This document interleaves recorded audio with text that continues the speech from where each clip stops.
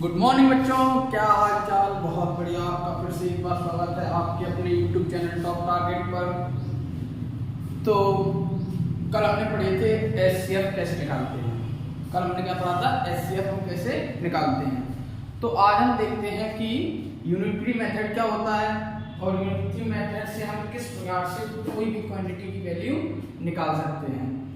सबसे पहले देखेंगे कि जो यूनिटरी मेथड होता है इसका यूज क्या है।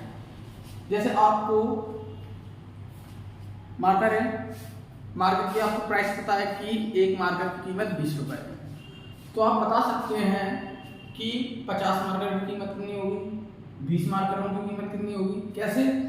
अगर आपको एक की पता है तो आप उसका कितना भी टाइम्स मल्टीप्लाई करके या ऐड करके निकाल सकते हैं। तो इसीलिए हमें इस मेथड की जरूरत पड़ी, इसलिए इस मेथड का नाम क्या हुआ, यूनिटरी मेथड। तो हेडिंग डालते हैं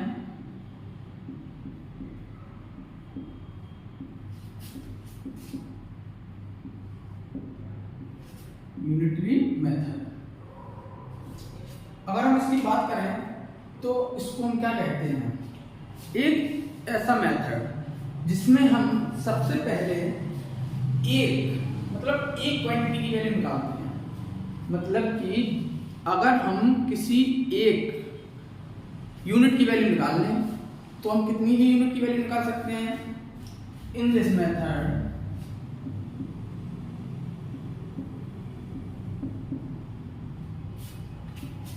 if we find the value of one article, then we can find the value of number of article। अगर हमें एक की वैल्यू पता चल जाए तो हम कितने ही नंबर हैं उनकी वैल्यू निकाल सकते हैं। 20 नंबर ऑफ आर्टिकल है तो 20 नंबर ऑफ आर्टिकल की वैल्यू निकाल सकते हैं। 5 नंबर ऑफ आर्टिकल है तो 5 नंबर की वैल्यू निकाल सकते हैं। और 2 आर्टिकल है तो 2 आर्टिकल की वैल्यू निकाल सकते हैं। तो अगर हमें पता चल जाए, अगर आप क्वेश्चन देखें, जैसे क्वेश्चन है if the value of one book is 50 रुपये।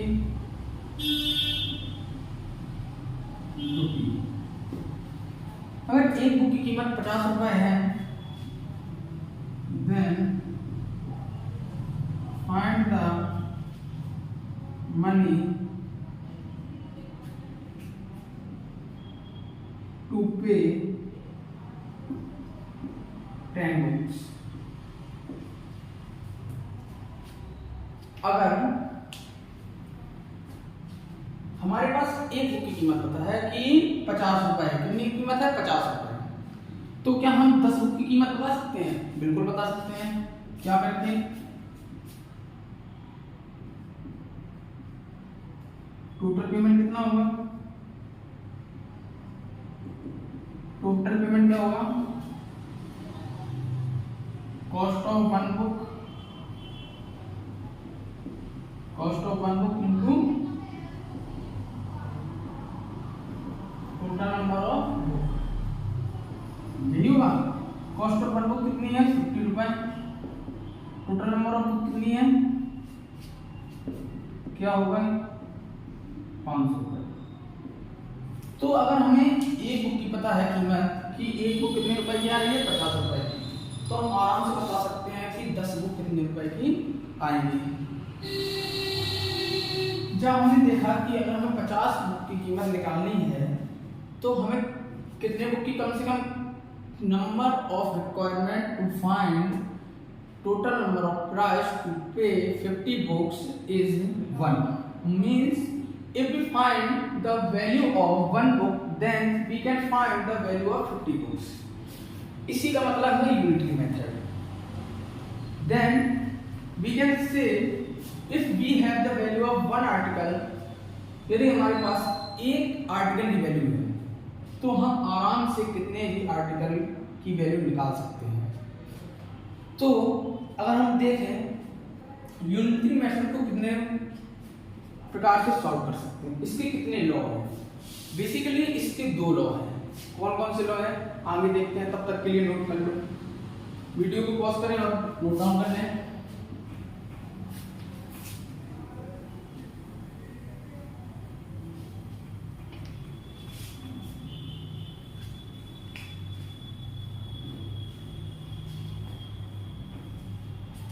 हेडिंग डालिए 2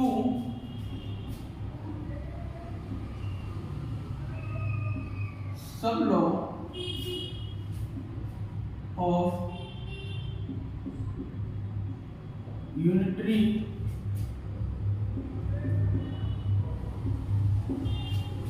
मतलब हम यूनिटरी मेथड को दो नियम से फाइंड करेंगे। पहला नियम क्या है, एक तो प्रोपोर्शनल लॉ मींस, एक तो डायरेक्टली मेथड, इसमें क्या होता है डायरेक्टली प्रोपोर्शनल।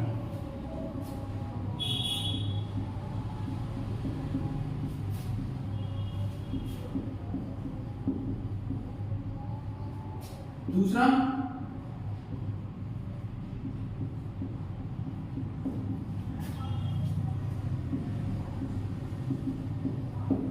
Indirect proportional.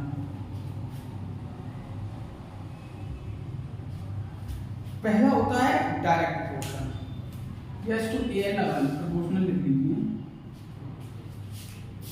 पहला कौन सा होता है डायरेक्ट प्रोपोर्शनल और दूसरा इनडायरेक्ट प्रोपोर्शनल। डायरेक्ट प्रोपोर्शन का मतलब क्या होता है कि जैसे किसी वस्तु की कीमत है 5 रुपए और एक पेन की कीमत है 2 रुपए। अगर वस्तु की कीमत 5 गुना बढ़ रही है तो पेन की कीमत कितनी गुना बढ़ेगी, 5 टाइम्स बढ़ेगी। नहीं समझे, दूसरी बात समझो, यदि एक मार्कर की कीमत 10 रुपए है और एक डस्टर की कीमत 20 रुपए है, अगर इसकी कीमत 2 टाइम्स बढ़ रही है तो डस्टर की भी कीमत कितनी बढ़नी चाहिए, 2 टाइम्स। मतलब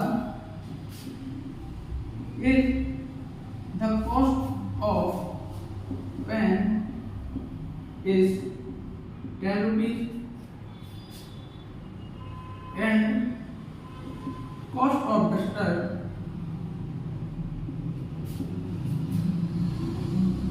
20। जब हम गए दुकान पर तो हमने पूछा भैया डस्टर कितने का आता है, तो उन्होंने बोला 20 रुपए का और पेन 10 रुपए की। फिर हम जब दूसरे दिन गए तो वहां पे एक बोर्ड लगा हुआ था कि पेन और डस्टरों की कीमत को 2 गुना बढ़ा दिया गया। मतलब इसका भी 2 टाइम्स हो गया और इसका भी 2 टाइम्स हो गया। तो क्या हमने देखा कि पेन कितने की हो रही है, 20 रुपए की, और डस्टर 40 रुपए का। जब हमने इसकी पहली कीमत देखी कि ये 10 है और ये 20, ये दोगुना है, कितना है, दोगुना, डबल है। जब नई कीमत बढ़ी वो भी डबल है। तो हमने देखा कि जब एक बढ़े तो दूसरा भी बढ़ेगा, उसे हम कहते हैं डायरेक्ट प्रोपोर्शन। उसे हम क्या कहते हैं, डायरेक्ट प्रोपोर्शनल। और इनडायरेक्ट प्रोपोर्शन क्या होता है, जब एक बढ़े तो दूसरा उतना ही घटे, जब एक बढ़े तो दूसरा उतना ही घटे।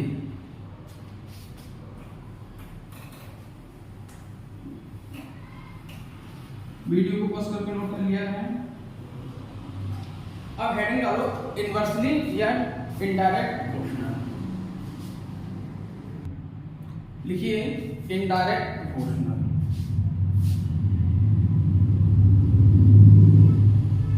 इनडायरेक्ट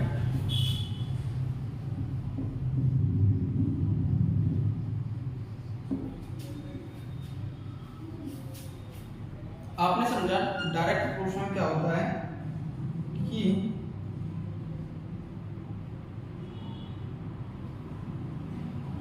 कोई भी क्वांटिटी है, जितने टाइम हम बढ़ाएं उसके रिस्पेक्ट में दूसरी क्वांटिटी भी उतने टाइम बढ़े या उतने टाइम ही उसका भी इंक्रीजमेंट हो।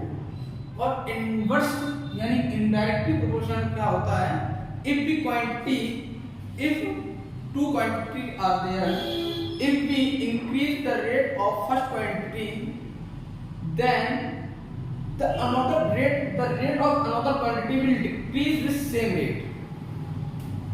लिखिए आप, if we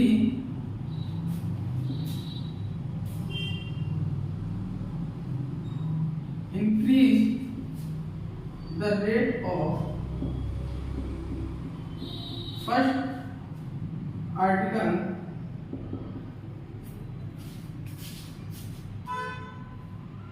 x time, then the decreasement in another article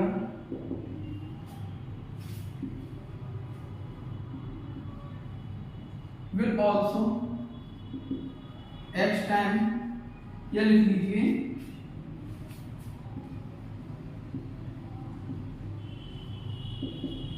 same rate. अगर हम कोई भी आर्टिकल की कीमत x टाइम बढ़ा रहे हैं और उसी के रिस्पेक्ट में दूसरे आर्टिकल की कीमत कितनी घट रही है, x टाइम घट रही है, तो इस रिलेशन को हम कैसे डिफाइन करेंगे? ये कौन सा रिलेशन होगा? इनडायरेक्ट प्रोपोर्शनल का, इनवर्सली प्रोपोर्शनल का। तो हमने देख लिया डायरेक्ट प्रोपोर्शनल और इनडायरेक्ट प्रोपोर्शनल। डायरेक्ट प्रोपोर्शनल में क्या होता है कि कोई टाइम हमने किसी भी वस्तु को x टाइम बढ़ाया तो अनदर आर्टिकल भी उसी के रिस्पेक्ट में x टाइम ही बढ़ेगी। और इनवर्सली प्रोपोर्शनल में क्या होता है, जब हमने किसी आर्टिकल को x टाइम बढ़ाया तो दूसरा आर्टिकल x टाइम डिक्रीज कर जाएगा। ये होता है इनवर्सली प्रोपोर्शनल। तो चेक कर लो और वीडियो को पॉज करके नोट कर लो।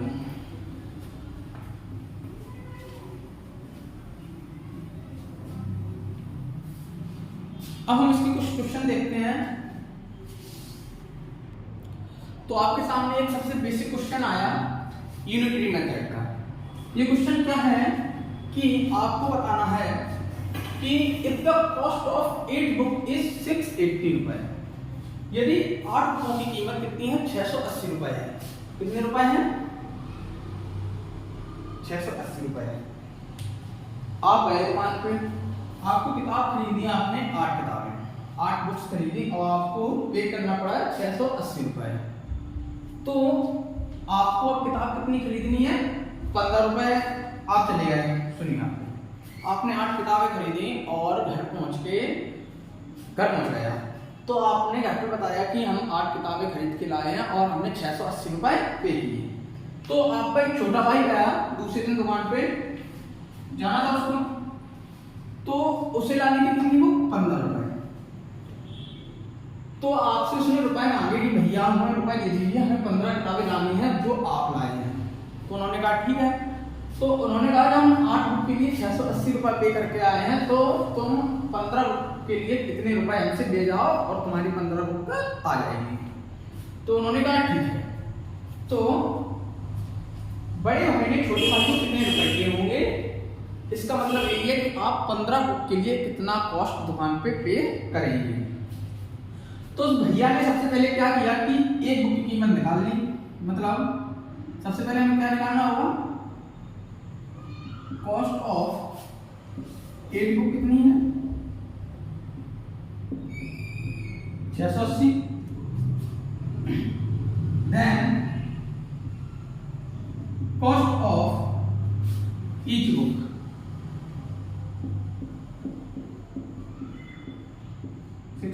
680 बटे 8 से कैंसिल किया, डिवाइड दे दो।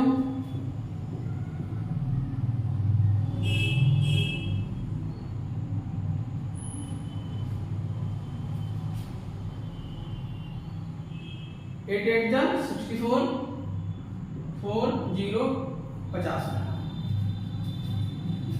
Cost of 1 book is 85। तुम्हें पता चल गया कि एक बुक कितने रुपए की आई? 85 रुपए की आई। Then cost of 15 book is कि 15 बुक के लिए तुम कितना अमाउंट पे करोगे। तो कर दीजिए बड़ा,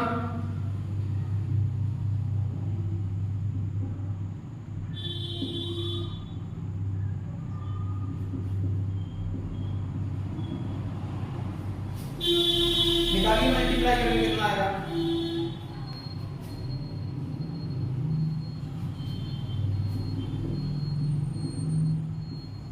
मल्टीप्लाई करेंगे कितना आएगा, 1275 रुपए।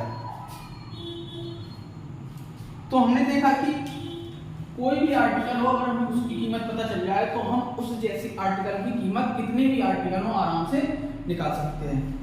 वीडियो को पॉज कर लीजिए और सॉल्यूशन को नोट कर लीजिए। तब तक के लिए दूसरा क्वेश्चन आपकी स्क्रीन पे मिलता है। दूसरा क्वेश्चन आपकी स्क्रीन पे है, आपके बोर्ड पे है। तो दूसरा क्वेश्चन आप उससे पहले ट्राई करें, उसके बाद फिर देखते हैं बोर्ड पे सॉल्यूशन इसका। अगर आप इसको समझें, 15 चेयर कॉस्ट रुपए 1530 रुपए है। How many chair can it got with 4590। मतलब हम गए दुकान पे, हमने 15 चेयर खरीदी और हमने कितने रुपए पे किए, 1530 रुपए। तो हमारे पास कितने रुपए पड़े, 4590 रुपए पड़े। हमें पूरी चेयरें इनकी खरीदनी है कि इतने रुपए में कितनी चेयरें आएंगी।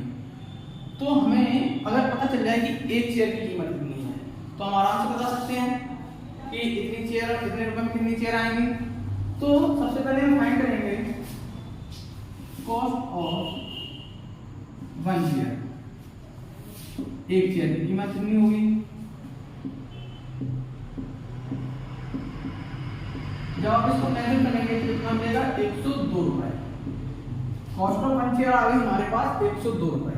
अगर 102 रुपए की एक चेयर लगी तो इतने 102 के हिसाब से इतने रुपए में कितनी चेयर आएगी। Total number of chair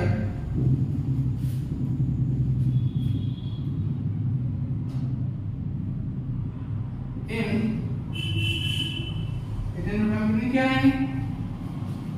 if the cost of each chair is 102 रुपए, तो हम डिवाइड कर देंगे।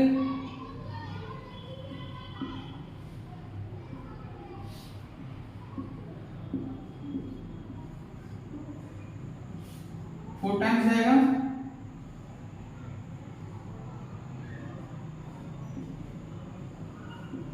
5 टाइम्स जाएगा। हम देख सकते हैं कि हमारे पास कितनी chair I. Total number of chair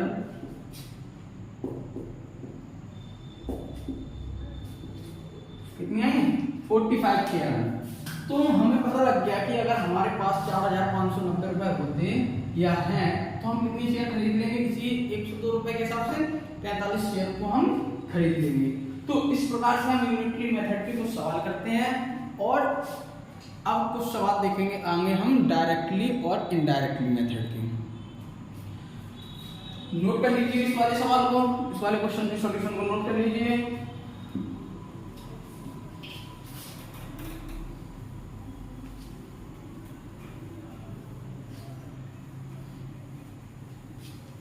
अब हम सवाल देखते हैं डायरेक्टली और इनडायरेक्टली मेथड के ऊपर। ये कुछ सवाल थे डायरेक्टली मेथड के ऊपर, अब हम सवाल देखते हैं इनडायरेक्टली मेथड के ऊपर।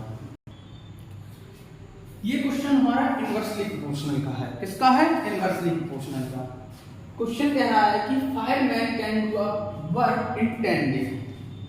अगर 5 आदमी इसी काम को 10 दिन में कर रहे हैं, कितने दिन में कर रहे हैं, 10 दिन में कर रहे हैं।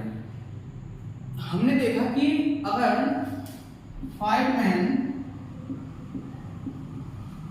can do a work in 10 days, अगर उसी काम को 25 आदमी करें तो कितने दिन में कर लेंगे। अगर हमें ये पता चल जाए कि एक आदमी ये काम कितने दिन में करेगा, एक आदमी का हमें पता चल जाए कि एक आदमी ये काम को कितने दिन में करेगा, तो 1 man can do a work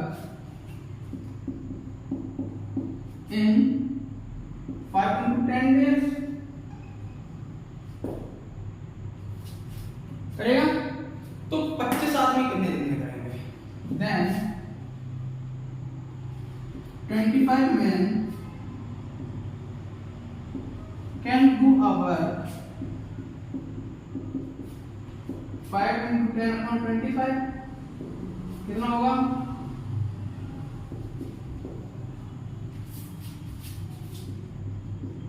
Work to complete